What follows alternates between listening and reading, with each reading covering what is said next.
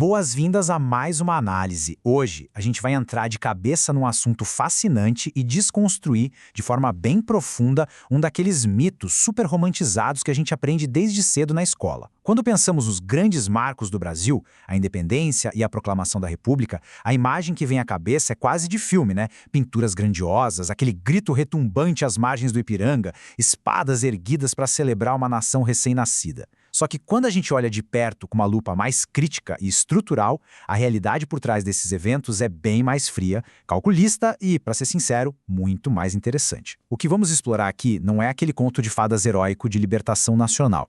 Vamos, na verdade, investigar como um grupo super restrito moveu as peças certas num tabuleiro de xadrez para moldar as fundações do país em benefício próprio.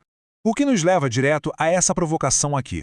A grande pergunta. O nosso ponto de partida para qualquer análise séria sobre esse período não é simplesmente aceitar as datas e os fatos que estão nos livros. A verdadeira questão é: quem realmente se tornou livre em 1822 e 1889? Se a gente parar para pensar, a narrativa tradicional vende aquela ideia reconfortante de uma vitória coletiva. Um povo que, do nada, conquista a liberdade. Mas será mesmo? Será que a imensa maioria da população brasileira sentiu o gosto dessa liberdade no dia a dia, nos seus direitos básicos? Ou será que a palavra liberdade foi só um termo super bem usado para camuflar a manutenção dos privilégios de quem já estava no topo? E aqui a gente chega na tese principal desta nossa jornada. De um lado, temos o mito, a famosa Revolução Popular. É aquela ideia romântica de que a população foi para as ruas, tomou as rédeas do próprio destino e exigiu mudanças de forma irresistível. Mas, do outro lado, quando olhamos os documentos históricos e as análises sociológicas mais afiadas, a gente dá de cara com uma realidade muito diferente. Uma verdadeira troca de controle. Os registros mostram claramente que essas mudanças não vieram das massas. Foram reorganizações de poder calculadas nos mínimos detalhes pelas elites da época. Foi uma questão de pura conveniência pragmática e não um desejo nobre de emancipar a sociedade brasileira. Parte 1. Poder e a elite, na visão de Marx e Foucault. Vamos lá.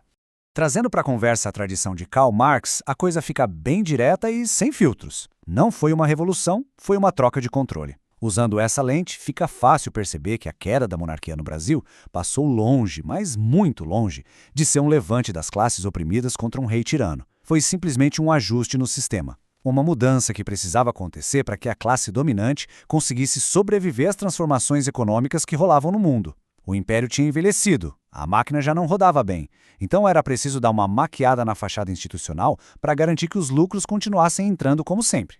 O detalhe que é o grande pulo do gato aqui é o motivo dessa manobra ter acontecido tão de repente. Acontece que a monarquia de Dom Pedro II simplesmente perdeu a utilidade para quem tinha o capital, principalmente depois do baque econômico que o fim da escravidão causou. O modelo antigo desmoronou e os grandes barões do café precisavam de estabilidade para ontem. A República então surge puramente como uma adaptação prática. Tira-se o imperador de cena e entram os generais aliados aos grandes fazendeiros. O objetivo era muito simples: manter a ordem para que a exploração continuasse sem ameaças internas. O cidadão comum continua sendo só um espectador numa peça de teatro que foi toda ensaiada nos bastidores. E é agora que a visão do filósofo Michel Foucault se torna essencial para a gente aprofundar a análise. Ele tem uma sacada genial e incisiva. O poder não caiu, ele se reconfigurou. Foucault explica que o poder e o domínio social raramente são destruídos de uma hora para outra quando um governo muda. Pelo contrário, o poder é inteligente. Ele encontra formas de sobreviver, de se infiltrar de um jeito invisível nas novas estruturas que acabaram de nascer. Então, essa ideia de que a República rompeu totalmente com os vícios do passado monárquico é muitas vezes só uma ilusão extremamente bem contada. Mas como na prática, esse poder conseguiu se organizar sem causar uma revolta gigantesca nas ruas? A resposta está nos novos discursos que os fundadores da República adotaram com força total. Palavras bonitas como cidadania, progresso e modernidade. Soa super inquestionável, né? Quem seria contra o progresso? Porém, pela ótica de Foucault, essas ideias abstratas foram usadas como instrumentos novinhos em folha para um controle muito mais sutil. Em vez de usar a força bruta ou sangue nobre como justificativa, a nova elite começou a usar o progresso científico para ditar o que era aceitável, padronizar as pessoas e validar, com uma roupagem chique, as novas hierarquias sociais. O que nos permite fechar um conceito super preciso para esse momento da história. A proclamação da República no Brasil foi, na essência, uma reconfiguração estratégica. A gente está falando de uma mudança sutil na forma como o poder age sobre as pessoas. O controle absoluto continuou lá, firme e forte, mas enrolado numa teia sofisticada de novas promessas e novas palavras. Ninguém desmantelou a autoridade de verdade. Eles só mudaram a embalagem. É fascinante e, ao mesmo tempo, um pouco assustador perceber que a dominação ficou intacta. O Brasil apenas trocou a coroa do imperador pela faixa do presidente. Parte 2. Vontade e força, sob a ótica de Rousseau e Nietzsche. Mudando um pouco o foco, Jean-Jacques Rousseau coloca a régua moral lá no alto para validar se um Estado é mesmo soberano. Ele dizia que, sem o povo, não existe liberdade de verdade. Pela teoria do contrato social, a soberania autêntica é do povo e de mais ninguém. O povo precisa debater e decidir coletivamente. Se a gente aplicar esse critério super rigoroso ao nosso passado, temos que ser honestos. Onde estava a população civil quando o Brasil virou uma república no estalar de dedos? Os documentos não mentem. A mudança foi feita sem nenhum plebiscito, sem referendo, sem perguntar nada para ninguém. E essa falta de participação corrói por dentro a própria legitimidade dessa nossa república logo no dia 1. Esse é o grande embate que define a origem do país. De um lado, a teoria republicana defendendo a vontade geral, a ideia de uma nação verdadeiramente livre. Mas do outro lado da tela, a gente esbarra na realidade nua e crua. Uma imposição total.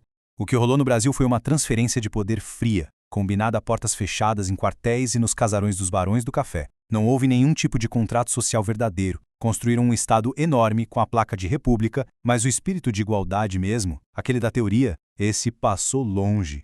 E se o Rousseau traz o idealismo democrático, Friedrich Nietzsche chega para injetar uma dose pesada de cinismo e realidade nessa conversa. A frase dele não deixa dúvidas. Não foi libertação, foi a vontade de poder.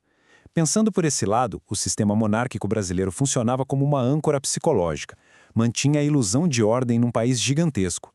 Quando essa âncora foi arrancada, o que preencheu o vazio não foi um sentimento puro de justiça e cidadania. O que surgiu ali foi a vontade bruta de dominar. Foi o apetite das elites pelo controle total, o poder na sua forma mais destilada e sem filtros. Isso nos leva a entender tudo isso através do que podemos chamar de afirmação dos fortes. Quando a gente analisa o comportamento dos líderes daquela época, fica claro que a mudança de governo não teve nada a ver com moralidade ou reflexões nobres. Foi puro exercício de força. As elites urbanas que estavam crescendo, os militares querendo protagonismo, os fazendeiros calculistas, esse pessoal viu uma janela de oportunidade histórica e foi para cima com tudo. Eles usaram a influência que já tinham e a pura audácia do momento. Qualquer justificativa ética ou bonitinha veio depois, só para colocar no papel. Quem mandou no jogo foi a capacidade de imposição. Ponto final. É uma síntese meio dura, né? Mas tira o romantismo e sobra a pura realidade. A história pertence àqueles que ousam agir. Quando a monarquia começou a ruir e desmoronou, aquele vácuo de poder instantâneo foi como um tapete vermelho para os novos donos do poder tomarem conta de forma rápida e implacável. Naquela hora do vamos ver, ninguém ligou para a teoria filosófica republicana. Importava quem tinha coragem de cruzar a linha e pegar o controle na hora exata. As fundações do Brasil moderno não foram feitas de virtude cívica, mas da ousadia de pouquíssimas pessoas. Parte 3. Uma fundação política ausente, agora com a visão de Hannah Arendt. E quais são as consequências para o futuro de um país que nasce assim, de uma manobra de elite sem raiz popular nenhuma? A pensadora política Hannah Arendt joga uma verdade bem cômoda na mesa. O Brasil até se libertou, mas não nasceu plenamente como nação. Essa diferença que ela aponta é fundamental. Cortar laços com uma metrópole ou derrubar o império não significa que a gente construiu liberdade política. Se libertar é só tirar as algemas, mas fundar uma república de verdade dá trabalho. Exige criar instituições onde as pessoas participem ativamente. O fim da monarquia soltou os súditos, mas falhou absurdamente em transformá-los em cidadãos com voz. Isso nos obriga a parar e refletir sobre uma pergunta super desconfortável. Será que um espaço político autêntico chegou a ser fundado por aqui? Essa dúvida bate direto na ferida da nossa história.